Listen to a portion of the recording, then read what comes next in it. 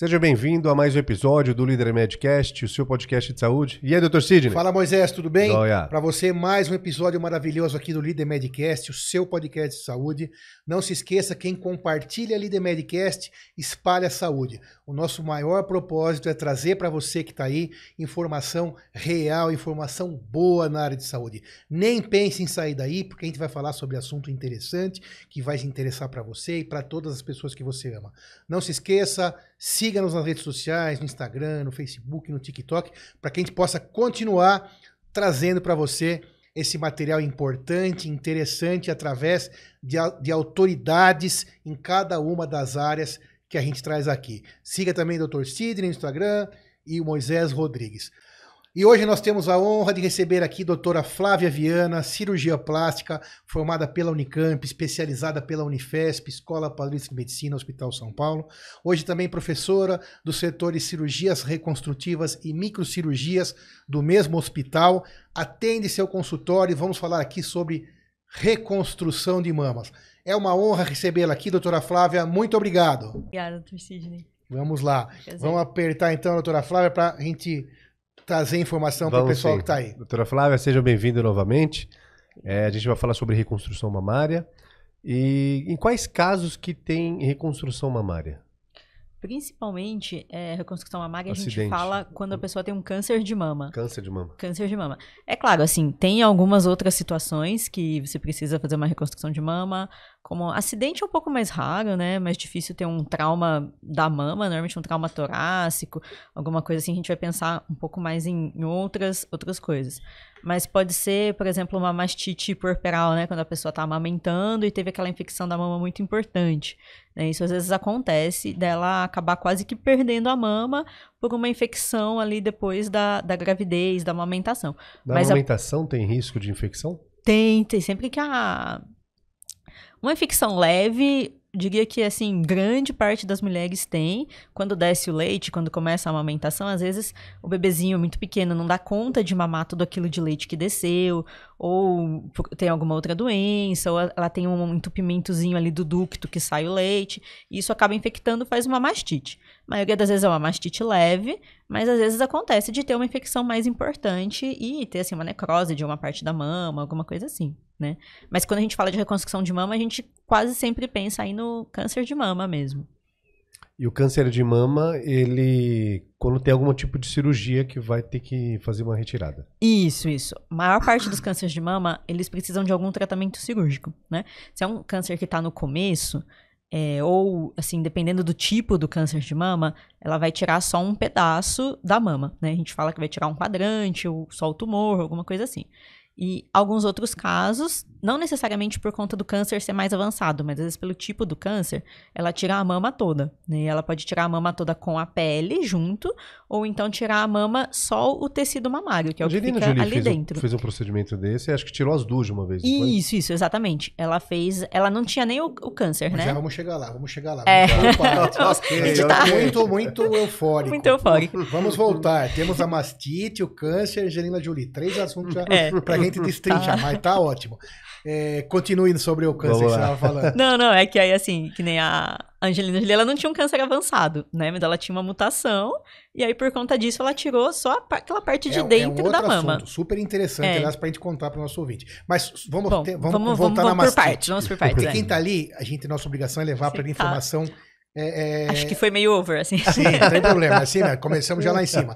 Informação, a gente precisa levar e concluir, nesse caso. Vamos lá. Mastite puerperal. Então quer dizer que, olha aqui, Moisés, então a mãe que está amamentando, ela pode ter aquele leite que está chegando lá na mama, ele pode ter alguma obstrução nos canaizinhos que fazem o leite sair lá pelo mamilo, e aí aquelas mães que você ouviu falar que o leite está empedrado, que está palpando e está mais durinho, que vai ser às vezes de um lado só ou até os dois.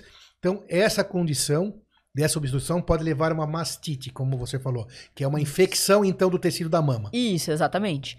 Porque o leite, né, que sai pro bebê, ele não é estéril, né? Ele tem bactérias e tal. A gente tem a bactéria que vive ali na pele da mama e ele entra no canalzinho da mama. Então, ele vem de fora para dentro, de fora para dentro. E infecciona então a mama. Isso, então se aquele leite fica parado lá muito tempo, aquilo ali acaba infeccionando e faz uma infecção da mama. Então o leite parado também da mãe que lá tá palpando aquela mama que tá mais endurecida, ele acaba sendo um lago de bactérias, né? Isso, exatamente. Uma forma daquela bactéria sobreviver, né? Como se fosse uma cultura, se fosse falar de maneira médica, né? Então aquilo aumenta a possibilidade de infecção. Tudo que fica parado no nosso corpo de líquido não é bom, vira um sítio de infecções.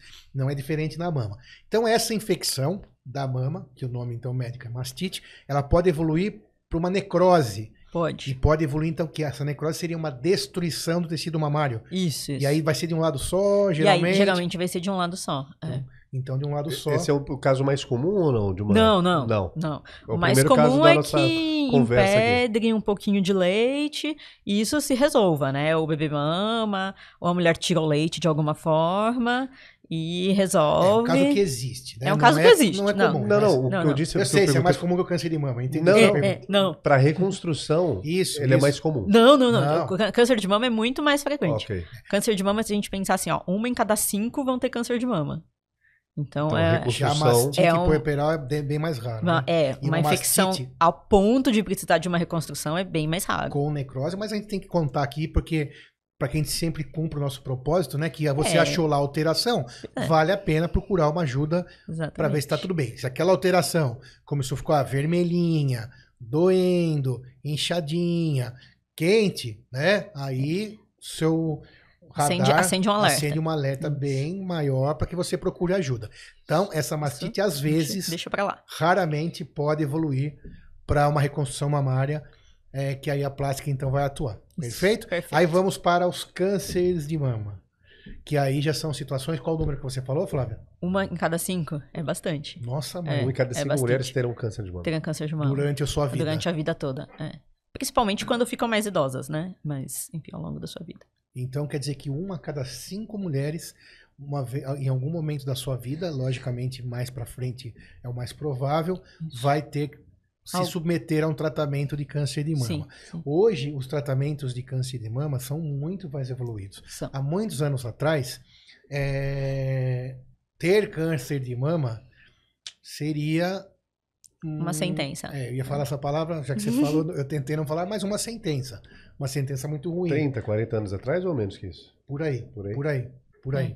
Né? Hoje, né, quando você consegue detectar precocemente, você consegue fazer um tratamento adequado, tirar só aquele nódulo, por exemplo, canceroso, ou um pouquinho mais expandido, e assim por diante, e preservar a vida, que é o mais importante, e isso que fez com que a reconstrução mamária seja tão importante. Né? Eu trabalhei um tempo no Hospital da Mulher e também presenciei bastantes reconstruções, isso já em 1999, 2000, então já tinha essas reconstruções e as cirurgias de mama que proporcionaram essa demanda, né? Essa necessidade. Hoje em dia a mulher trata o câncer de mama e depois ela vai viver mais muitos anos, né?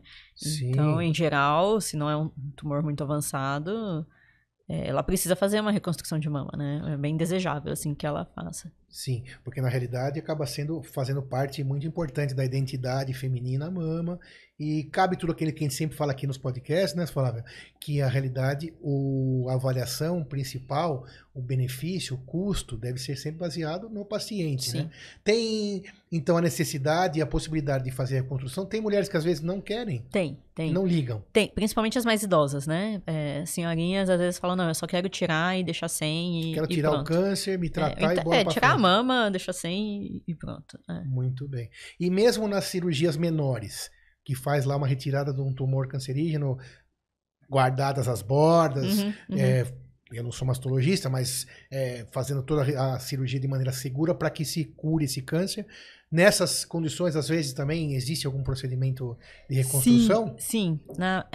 Na verdade, assim, quando eles não tiram... Porque a decisão de tirar a mama toda ou de tirar só um nódulo ela tem um pouco a ver com o tipo do tumor, não só se tá inicial ou não. Então, às vezes a gente tem um tumor bem inicial, mas ele é do ductozinho da mama, né? E aí ele você não consegue tirar só uma parte, e aí acaba fazendo a mastectomia toda mesmo ele sendo in situ, né? Que a gente fala, mesmo ele sendo só do canalículo.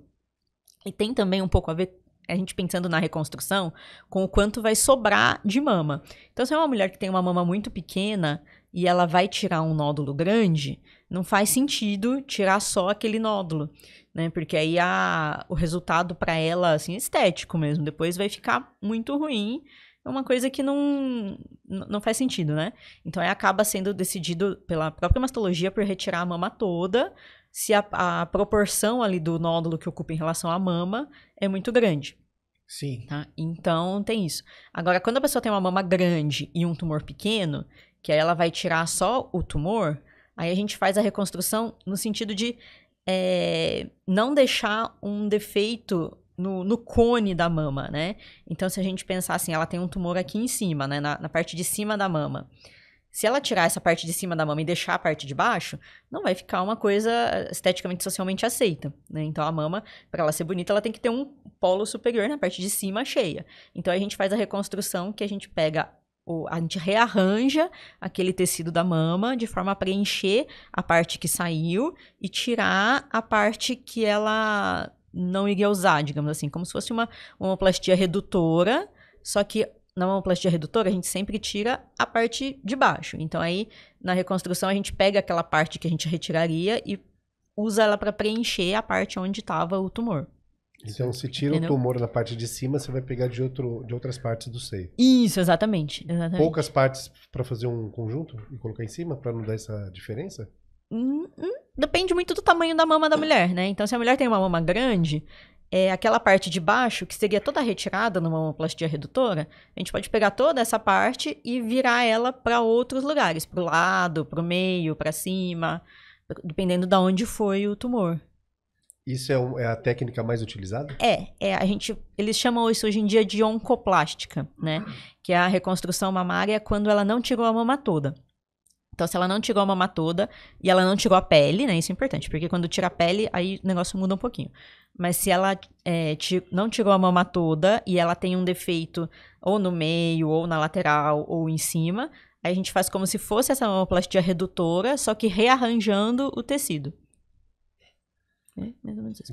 O resultado para a paciente fica, não vamos dizer assim que fica igual se fosse uma mamoplastia redutora estética, porque dificilmente ela vai ficar com aquele resultado assim tão esperado pelo paciente, né? E mesmo em questão de simetria. Mas é mais ou menos como se fosse uma mamoplastia redutora. Ela tem que ter a mama grande e querer diminuir. Em relação à questão de tirar a pele, que a doutora Flávia está explicando, acho que para quem está ali para entender direitinho, porque o tumor, às vezes, às vezes não, ele vai estar lá dentro da mama, lá na glândula mamária. Porque o que cobre o nosso corpo é igual no corpo inteiro. É a mesma pele. Então é a mesma pele, né? Que é o maior órgão que a gente tem. E aquela pele da mama estando saudável e não sendo necessário uma retirada de acordo com esses estadiamentos que a doutora Flávia falou, né? Retirar uma mama toda, pode ser possível deixar a pele, só tira como se fosse... O recheio. O recheio, isso, boa. E aí, mesmo essa retirada de recheio, que é muito recheio na verdade, a mama da mulher existe por causa desse recheio, essa é a diferença, né? Então vai ficar aquela falha de enchimento, né? E aí é isso que a cirurgia reconstrutiva, nesses casos, vai conseguir ajudar, correto? Correto. E daí aí usa o quê? Além, vamos supor que tirou, deixou a pele e tirou uma quantidade muito grande de glândula mamária. Então, assim, conta pra gente. Então, vamos lá, a gente pensou então Doutora, naqueles... a gente vai perguntar de tudo. Não, tudo bem. Então, é que é só pra gente organizar um pouco. Então tem aqueles casos que a gente não tirou a mama toda, que a paciente tinha a mama grande, tirou só um pedaço. Só um pedacinho, tudo bem. Aí a gente pegou o resto da mama dela mesmo e preencheu, isso. Tudo bem. Agora, se a mulher tinha a mama pequena, ela, em geral, vai acabar retirando a mama toda, né? E aí a gente vai ter que preencher isso de alguma forma. Sem a pele. Oi? Por exemplo, sem a pele. Ou não, aí tira sempre na mama pequena também pode ser preservada a pele. Pode ser preservada a pele. Pode ser preservada a pele, pode ser preservado inclusive o mamilo, né? Conforme o tipo do tumor da mulher. Isso. Aí a gente pode preencher isso com uma prótese de mama, que ela é é uma prótese igual a prótese que você vai colocar na mama estética. E aí a gente coloca essa prótese por baixo do músculo, né? Porque ela já não vai ter mais a glândula. Vocês devem ter falado sobre isso. A gente coloca a prótese por cima da glândula, por baixo da glândula. Na reconstrução, não tem mais a glândula. Então, só tem uma opção que vai ser debaixo do músculo, certo? E aí a gente coloca essa prótese. Quando a gente coloca essa prótese, a mama ela vai ficar mais firminha, né? Ela dificilmente vai voltar a ter a mesma textura daquela mama que tinha antes, porque ela não tem mais aquela cobertura de glândula que vai dar aquela sensação, né? Então, aí a gente pode colocar um pouco de gordura, fazer aquela lipoenxertia, igual faz na mamoplastia híbrida, na mama estética, que coloca a prótese e também coloca um pouquinho de gordura junto, que dá um resultado um pouco mais natural. E uma outra opção, a gente já pensando numa cirurgia um pouquinho mais complexa, digamos assim, seria a gente preencher essa mama com tecido próprio da paciente. Né? Então, usar a prótese. Sem usar a prótese. Então, a gente pode pegar o tecido que vem da barriga, né, do abdômen, daquela parte que sai quando faz a abdominoplastia, e preencher essa mama. Aqui, no Brasil... Gordura, no assim, caso. Gordura, no caso. Gordura e a derme, né? A gente tira só uma partezinha superficial, assim, da pele, porque ela já ficou com a pele. Aqui no Brasil, pela essa cultura das pacientes gostarem de ter a mama marcada, a gente acaba fazendo mais com prótese, que é uma cirurgia, assim, até mais rápida, e ela fica com um resultado mais, digamos assim, artificial, de certa forma, né? Porque ela fica com aquele... Colo marcado, Se a paciente, ela quer ter uma mama mais natural, então uma mama mais caidinha mesmo, né? Aí a gente prefere fazer com o tecido que vem do abdômen. A gente está falando de reconstrução mamária, só que isso num caso quando for uma das mamas. E para quando fica muito desigual, vai ter que mexer na outra. E é comum isso? Sim, todas as vezes que vai mexer em uma mama, em geral precisa mexer na outra. Para deixar esteticamente... Isso. Para deixar esteticamente mais aceitável, né? Então, mesmo quando não é a mama toda, quando é só um nódulo, ou quando é a mama toda, a gente sempre acaba mexendo nas duas mamas, seja ao mesmo tempo ou em tempos diferentes, mas... sempre acaba fazendo as duas mamas. Entendi. E essa questão do preenchimento através da gordura abdominal em substituição a uma prótese de silicone, ela tem a mesma durabilidade ou em algum momento pode deformar também, ser reabsorvido? Não, porque... Pergunta séria, mesmo minha. Não, é porque aí, na verdade, não é uma lipoenxertia que eu tava falando. Aqui a gente precisa preencher a mama toda. A gente vai fazer um retalho do abdômen, então a gente vai tirar aquela parte de baixo do abdômen e passar para cima, né? Se a paciente precisa de pele, vai com a pele junto. Se ela não precisa de pele, ela vai só com uma camadinha da parte mais profunda da pele, né? Só com uma partezinha de derme. E aí isso acaba sendo um resultado mais estável, na verdade, do que a prótese de mama. E muito mais complicado também a cirurgia, né? Um pouco mais complicado a cirurgia. Mais estável porque já é do corpo dela. Porque já é do corpo dela, né? Porque do jeito que você colocar, ela vai ter a modificação do pós-operatório, mas como ela ficar depois, não vai ter problema com essa prótese, ela não vai ter que trocar a prótese, né? Isso já vai... Não tem nada de assim, infecção da prótese, essas coisas não tem. É outra situação. Mas, como eu falei, a gente não faz muito isso aqui porque, em geral, os pacientes querem a mama marcada. Então, a gente deixa para fazer isso quando saiu também a pele da mama.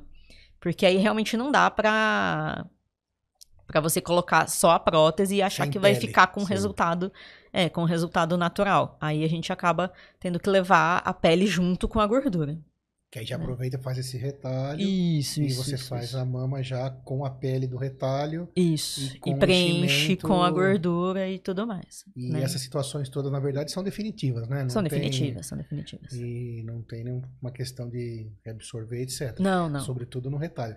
E a prótese? A prótese obedece a mesma regra da estética. A prótese, a gente divide assim, vamos dizer. Se a paciente tá com a pele lá, não tirou pele, é um tumor inicial, a gente pode colocar a prótese e ela vai ter uma certa quedinha, porque a pele da mama continuou, né? Então ela não vai ter tanta queda, ficar tão natural como se ela tivesse a mama, mas ela tendo bastante pele, ela ainda consegue um resultado bem legal. Agora, se ela precisou tirar a pele junto, normalmente a gente precisa colocar um expansor antes, que é para fazer aquela pele que sobrou, né, aumentar. a ponto de caber uma prótese um pouquinho maior para ficar com um resultado legal. E aí depois a gente coloca a prótese definitiva. Esse expansor fica quanto tempo? Porque na verdade o expansor já é colocado daí no mesmo ato cirúrgico da mastectomia, da hora que retira a mama? Os tempos, peraí que a gente tem que falar dos tempos lá. ainda. Então, mas fechando o expansor, a gente coloca o expansor no mesmo tempo da mastectomia, e aí ele fica um tempinho vazio, né, até acabar de cicatrizar bem aquilo, então umas 2, 3 semanas, e aí a gente começa a encher ele por semana. Fica aí mais ou menos um mês, começa a encher 40 esse dias. Encher como? Calma.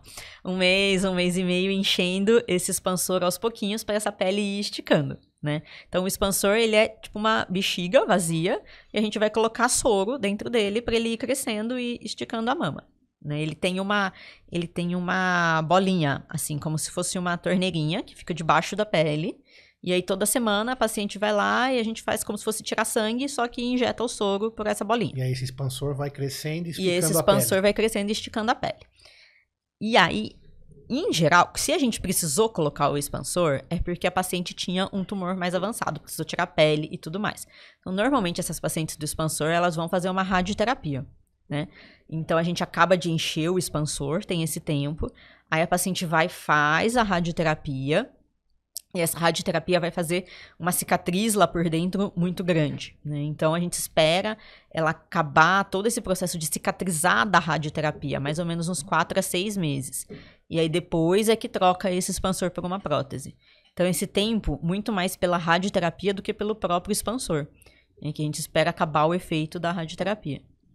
Perfeito. Aí, avançando um pouco mais, aí a gente falou, então, sobre algumas possibilidades aí da mastectomia, da retirada da mama, e o Moisés tinha falado sobre o caso da Angelina Jolie, né, que foi bem famoso, deve ter o quê, uns 10 anos que aconteceu isso? Tem bastante já. Mais de 10? Quando a gente fica mais velho, acho que uns 10 mesmo, Bom, uns 10 anos que, e talvez quem tenha visto isso, passou pela cabeça que fosse fake news, que fosse mentira, mas não é, né? Ela realmente fez a retirada das glândulas mamárias dos dois lados, né? Retirou o tecido mamário, né? Quando você fala em tecido mamário, deixou a pele, provavelmente, etc. Conte para nós mais ou menos o que houve, por quê. Ela tinha, né, uma mutação, que a gente fala que é aquela mutação do BRCA1, BRCA2. São dois genes. Genético. É um probleminha genético que faz com que ela tenha uma grande, grande, grande chance de ter câncer de mama e câncer de ovário, né? Então... Colhe como? No sangue mesmo? Colhe no sangue mesmo. A gente levanta essa suspeita quando tem casos de câncer de mama na família. Ou quando a paciente é muito jovem e ela mesma tem o câncer de mama muito jovem. E aí a gente faz essa pesquisa, e aí isso sendo positivo, ela tem a indicação de fazer essa retirada da mama profilática, então antes dela desenvolver o câncer, tá? Então aí ela tira, como ela não tem o câncer ainda, ela não precisa tirar a pele e ela não precisa tirar o mamilo, né? Ela vai tirar só aquela parte de dentro. O recheio, como você havia falado. Só falado. o recheio, exatamente. Então como ela não vai tirar nada de pele, e ela não precisa de uma cirurgia tão radical, digamos assim, essa é uma reconstrução que fica muito boa com prótese, né?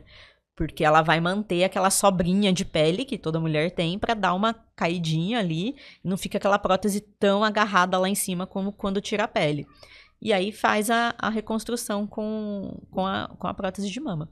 Isso tem algumas mulheres que fazem também quando elas têm o câncer de um lado da mama. E às vezes ela tem um risco alto para ter câncer do outro lado. Para mim, o caso da Angelina Jolie era exatamente esse. Quando ela teve... Ela teve câncer de um lado? Não tenho certeza. Não tenho. Para mim era, mas não. Eu acho que não. Não teve. Só tirou as mamas saudáveis. Ela tirou as mamas saudáveis, né?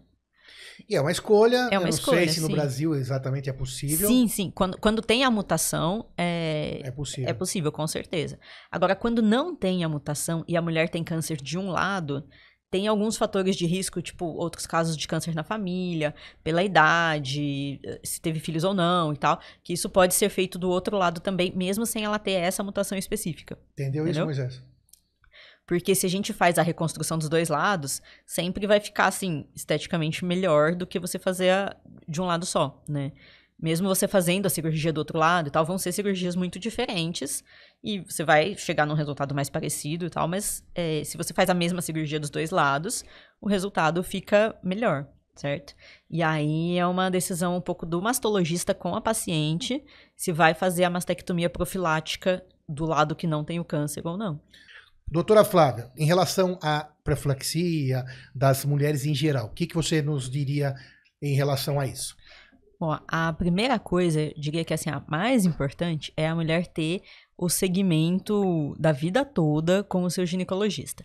Então, desde a primeira menstruação, às vezes até um pouquinho antes ali da pré-adolescência, ela precisa fazer uma consulta aí pelo menos anual com o seu ginecologista, que vai ser o médico que vai examinar a mama dela todo ano, né? É um pouco diferente do autoexame que ela faz em casa, porque é um profissional que tem ali prática nisso, que sabe a sistematização certinha de como é que examina a mama.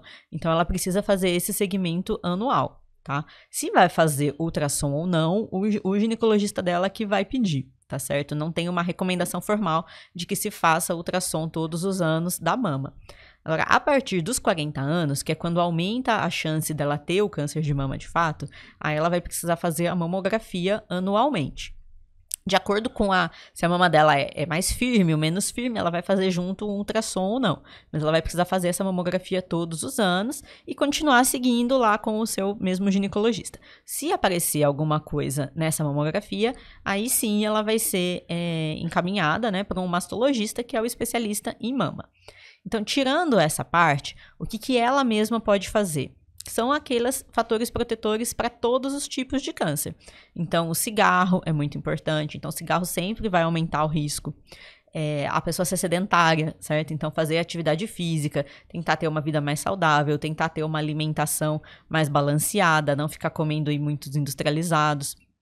Isso previne não só o câncer de mama, como previne quase todos os cânceres aí em geral, né? E aí a gente tem aqueles fatores de risco para o câncer de mama que eles não são modificáveis, que são os fatos da vida aí, do ciclo da vida da mulher que vão acontecendo, e a gente não consegue influenciar muito nisso, né? Então, quantos anos teve a primeira menstruação, com quantos anos teve a última menstruação, quantos filhos teve, quantas gravidezes, se deu mamar ou não. Isso daí tem uma certa influência no câncer de mama, mas não é isso que a gente recomenda, né? Não tem como você fazer uma recomendação com relação a isso, porque ele não é modificável, tá certo? A própria idade, né? A própria idade, risco, com né? certeza. Os cânceres de mama que teve na família. Sim.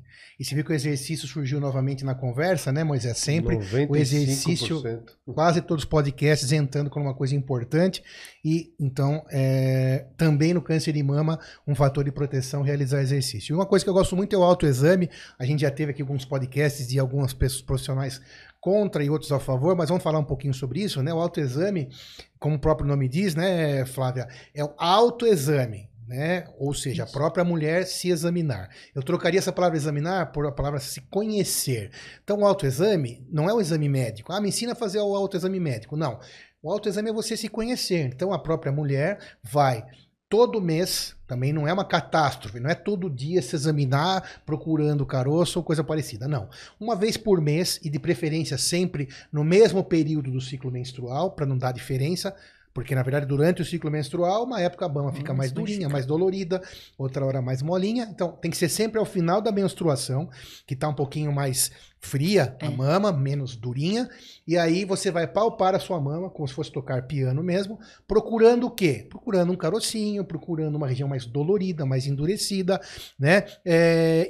Alguma coisa que tenha diferente do mês anterior. Perfeito. Ou seja, se conhecer. Opa, isso aqui não era assim. E agora? E agora, calmamente marcar uma consulta no ginecologista para que, como disse muito brilhantemente a doutora Flávia, ser encaminhado então para o mastologista ou não. O ultrassom também eu acho ótimo, porque é um exame relativamente barato, que não traz nenhum dano para a paciente, não tem radiação, nada. Então, se for possível realizar também, porque pecar pelo excesso não tem problema nenhum. Aí a mamografia obrigatória, que consegue ver probleminhas com 2 milímetros. 1 milímetro é 1/10 de 1 centímetro. Impossível do dedo ou do olho enxergar, né, palpando, por exemplo. Então a mamografia consegue detectar aquela lesão pré-maligna, aquela possível lesão cancerosa. A mamografia consegue ver bem pequenininha. O que significa isso? Bem pequenininha, tem um tratamento muito mais fácil, para palavra mais que você possa entender. E vai te levar, em 100% dos casos, 100% é muita coisa, mas em 99,9% dos casos, vai levar à cura, né? Legal. Agora, claro que nem sempre 99% não é 100%, então precisa saber que mesmo usando todas as informações, não pode deixar de ir ao ginecologista nunca. Juntando tudo isso, a chance de sucesso é altíssima, muito grande. E mesmo assim, se der alguma coisa, estará lá a doutora Flávia, né, e sua equipe para fazer uma reconstrução numa mulher 100% curada. Né? Se Deus quiser. Muito bem. Essa é a reconstrução mamária. Ela tem cobertura tanto pelo SUS quanto pelo privado? Excelente pergunta. Tem. Todos os convênios e o SUS cobrem tanto a reconstrução mamária quanto a cirurgia da mama do outro lado para fazer a simetrização, que a gente fala para deixar elas mais parecidas. Tá? Então, no SUS, nos convênios, isso sempre vai ser coberto. Todo o tratamento que envolver tanto o tratamento do câncer quanto da reconstrução. Então, às vezes, a maioria das vezes, né, não é só uma cirurgia. A paciente precisa fazer uma cirurgia, depois a gente vai fazendo alguns ajustes para que as mamas fiquem mais parecidas, às vezes precisa fazer reconstrução do mamilo, e todo esse processo, ele é coberto. Tá, joia? Em decorrência, em função dessas duas doenças. De qualquer outra doença. Câncer. Isso. Os tumores que não são malignos também, se for grande, causar uma deformidade. Acidente. Qualquer coisa que seja decorrente de uma doença, que não seja decorrente de um procedimento estético. Mal realizado, que daí a pessoa quer correr para o SUS e resolver. Exatamente. E ainda dentro do assunto reconstrução, a gente aqui vai indo aqui para o finalmente, o mamilo. Né? Então, no caso, quando não se tira a pele, como a doutora Flávia explicou algumas vezes aqui, tira-se lá o recheio, aí pode ser colocado uma prótese ou uma enxertia de gordura, tanto faz que vai ficar ótimo. Mas e quando se tira a pele, tira-se areola, mamilo, né? Tem aquela história da tatuagem, conta pra gente como é isso. O mamilo, assim, várias vezes ele é retirado. Mesmo quando deixa a pele, se o tumor ele é um pouco mais avançado, precisa tirar o mamilo, porque ele é com um prolongamento do tecido da mama. Então, muito bem, aí tirou o mamilo. O mamilo, a gente fala que ele vai ser, assim, a cereja do bolo. Então, depois que ela fez todo o tratamento, que ela fez a cirurgia das duas mamas, que ela tá satisfeita com o resultado das duas mamas, com a simetria que a gente conseguiu, aí que a gente vai pensar no mamilo. Porque o mamilo, ele tem que estar na mesma posição dos dois lados. E depois de qualquer cirurgia que a gente faz na mama, ela dá uma caidinha. A gente fala que ela tem uma báscula, né? Então, a gente precisa esperar a báscula das duas mamas, porque elas já estarem na posição correta no tórax, para a gente poder alinhar o mamilo. Quanto tempo, mais ou menos? 6 meses do final. Depois da reconstrução 6 meses depois que tá lindo, depois que ela já tá satisfeita. Tá? Só falta o mamilo. E aí, então, a gente vai lá, e aí tem algumas opções, né? Tem a tatuagem, que você falou. A tatuagem, hoje em dia tem a tatuagem, eles fazem um desenho tridimensional que fica muito bonito.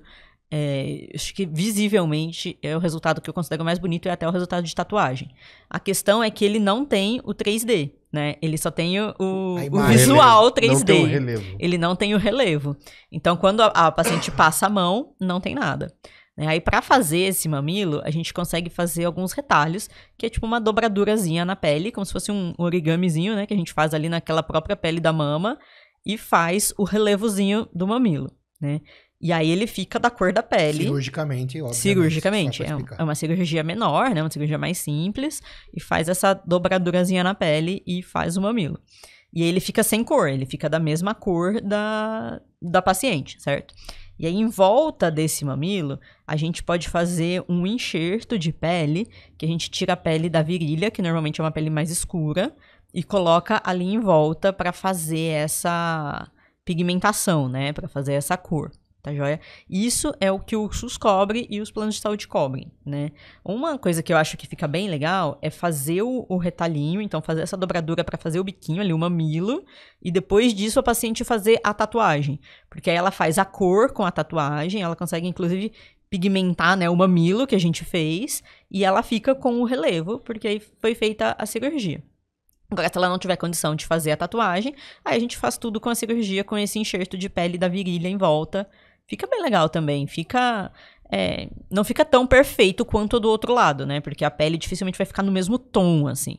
Mas fica um resultado bacaninha também. Então, quer dizer que no final de uma situação não tão boa, que é uma situação de um câncer, de uma mastite bastante complicada ou de outras situações, dá jeito. Dá sempre um jeito muito legal, dá um super jeito e fica tudo bem. Fica tudo bem. Vai continuar tendo uma vida de mulher totalmente normal, guardadas todas as... não vai precisar usar enchimento. Os valores que ela precisa, usar sutiã e manter tudo o que precisa. Isso. A ideia que a gente tem é isso, é que ela fique feliz sem roupa e que também tire a roupa, não fique com vergonha, né? Não fique envergonhada. Perfeito. E aí, Moisés, aprendeu bastante? Bastante, obrigado, doutora. Sensacional. Obrigado. Doutora Flávia, palavras Legal. finais. O que você acha como da sua especialidade, o futuro, o que você viu de melhor, que mensagem você deixaria para quem está lá nos ouvindo, uma mensagem relacionada ao nosso assunto? Acho que em relação ao câncer de mama, o futuro é muito promissor, né? Hoje em dia tem muitos tratamentos aí que não me dizem respeito como plástica, mas como o tratamento do câncer de mama, principalmente, que estão avançando muito. Os tratamentos clínicos, né? Sem envolver a cirurgia, que não se modifica tanto com o tempo. Mas hoje em dia é um câncer muito curável mesmo, como você disse, né?